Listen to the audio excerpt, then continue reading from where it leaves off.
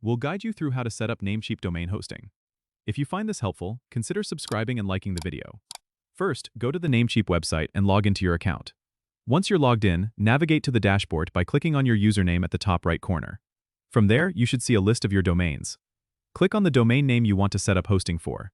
This will take you to the domain details page. Here, you'll see several tabs, but you want to focus on the Advanced DNS tab. Click on it, and you'll be able to manage your DNS settings. You'll need to set up the A record to point to your hosting server's IP address. Click Add New Record and select A record from the dropdown. Enter the host field as ATTI to indicate the root domain.